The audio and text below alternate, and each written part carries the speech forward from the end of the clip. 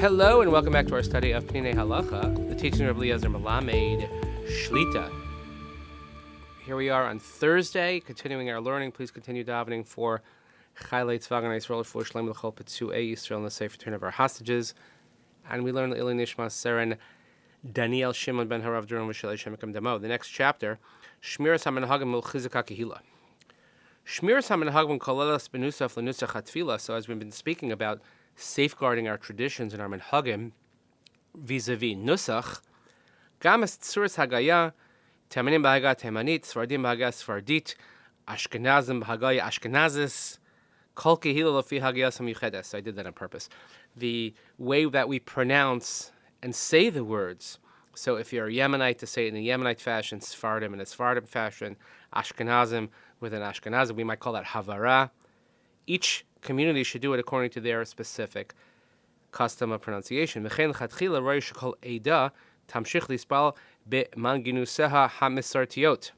only that, but each community, each congregation should daven also with the tunes and the nusach and the way that they sing, which they've been doing for years. So we understand that maybe they want to bring in new tunes, new songs.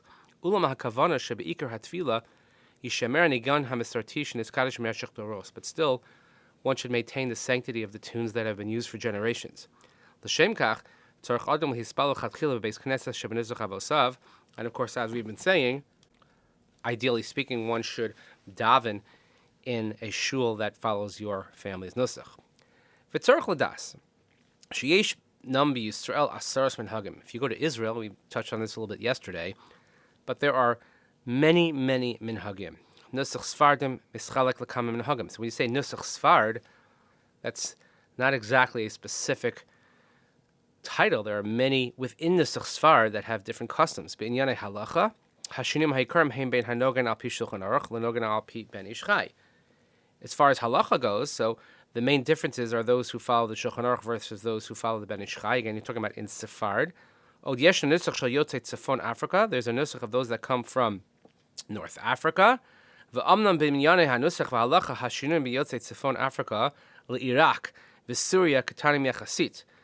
if you look at the difference between those from North Africa or those from Iraq or those from Syria, so not such great differences. However, when it comes to the tunes and the way they sound when they daven, much greater differences. And even those that come from North Africa, there are differences in how they sound and how they sing. So they do this so that we can completely protect those minhagim. So what do we do? Tripoli, Tunis, Algier, Morocco, Iraq, Syria, Pras, Turkey, Paras. And that's why you'll find that even though it's a Sephardic shul, but ask yourself, what type of Sephardic shul is? Which is why in Israel especially you'll have a Sephardic shul that is for people from Libya, from Tripoli, or people from Tunis, or Algiers, or Morocco, or Iraq, or Syria, or Persian, or Turkey. That's as far as the Sephardim go. V'chein bein Olei Ashkenaz, yeshda minhagim shonim. As far as the Ashkenaz go, there are different customs as well. Hahevdal hagadol hu bein hachasidim l'shar ha'ashkenazim. So the big differences between Chasidim definitely would not be called Sephardim. We call them Ashkenazim, but the way they daven is very different than what mainstream Ashkenazim would daven.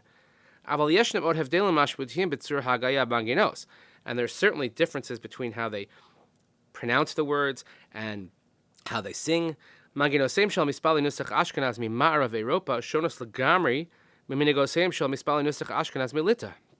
So there's a difference in the Nusach Ashkenaz, let's say from those of Western Europe versus those who come from Lithuania.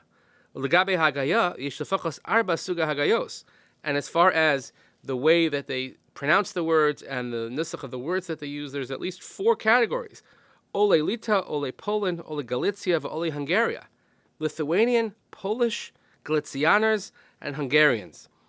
I'm not even sure you could say all those in the same sentence, but people get very sensitive about these things. But especially if you would look, let's say, in a Slichas book. You don't pick up just a random Slichas book when the time comes. It says which nusach. It's Nusach Poland, Nusach Lita, etc. And amongst the Hasidim also, there are differences in their customs and how they sing, etc. I don't know that I'm not familiar with this between the Yemenites, but the Yemenites have different customs as well. I hope I pronounced that correctly. You'll let me know if I didn't. Bala'adim and Sha'amim, it's Shin Aleph Mem Yud Mem. You'll help me out with that. And best is to follow the custom of your family. Ella, she'im ha'akpad al shmiras hamanhagim tigron lepir kahakihila, adif levater al shmiras hamanhagim. If, let's say, you have this all in one shul, and each insists on following their own minhag, and it's going to create machlokas, better that you should forego following the minhagim rather than you should have unity instead. When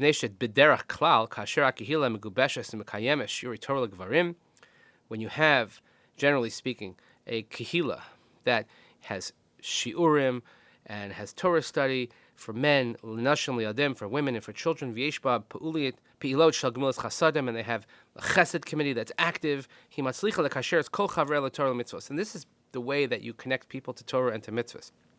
V'kasher hi nechleshes, gam chavereha nechlashim. But if there's discord and it's weak, then the community and the people will be weak. B'miuchad hadavar mashpil l'ra al yadim, and it'll be a bad influence on the children. V'im kain, and if so, even though, technically speaking, one should follow the nusach of one's parents, mikol makom, nevertheless, if instead of having one shul, you're going to have different disparate smaller shuls,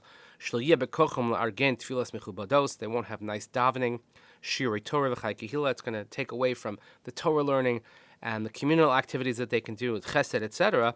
It's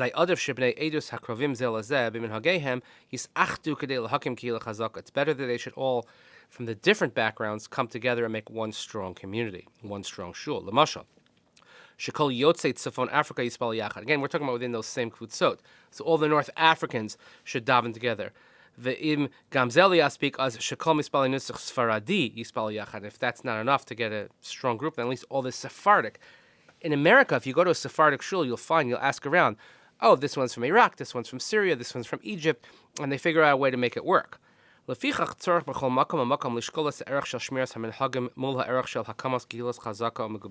therefore, one has to estimate the value of having each nusach followed versus having a strong kehila.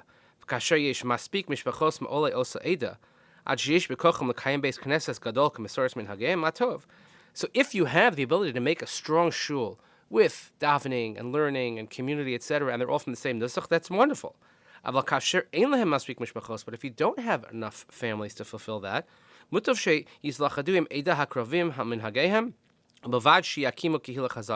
better they should join with even a community that has different nusach, but better that they should have a strong kehila.